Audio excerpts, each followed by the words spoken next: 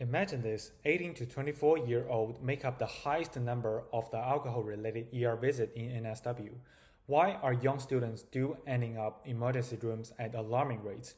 The real issue may not be what they know, but what policies fail to do. At present, alcohol harm reduction focuses on three main initiatives. First, drink wise that mostly promote drink responsibly message in the media. Second, school-based alcohol education programs which focus on responsible decision-making. Third, national moderate drinking guideline campaigns promoting safe drink limits and self-monitoring.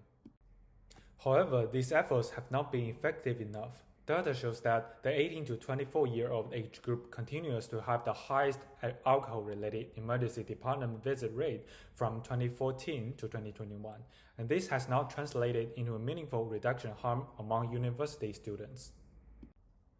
Based on these findings, we propose a system-wide solutions. First, NSW Health Alcohol Unit should lead a coordinated statewide alcohol harm reduction strategy. Second, fund more targeted data-driven campus education. Third, build a monitoring and feedback system that tracks drinking frequency. We are requested $12 million over 3 years to roll out these programs across the NSW universities, including workshop delivery, visual campaigns, and these measures will help us achieve at least a 20% reduction in alcohol-related ED visit among university students. Over the past 7 years, without intervention, this rate will stay flat, continuing to burden the emergency departments. However, with the target campus harm reduction program, we aim to bend this curve down by at least 20% by 2028. This will not only reduce direct harms, but also free up acute care resources for more severe cases.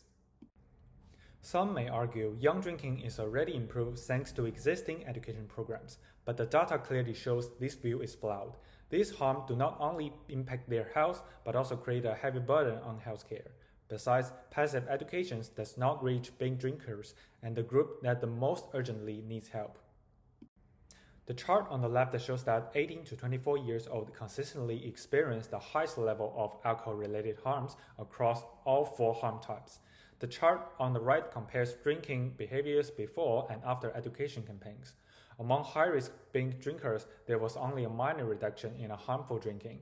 Among those already in the low-risk group, there was virtually no change. Therefore, we call on NSW Health Alcohol Units to lead a statewide harm reduction strategy by partnering with universities to deliver evidence-based alcohol education aligned with SDG 3.5. Let's build a healthier future for every young Australian.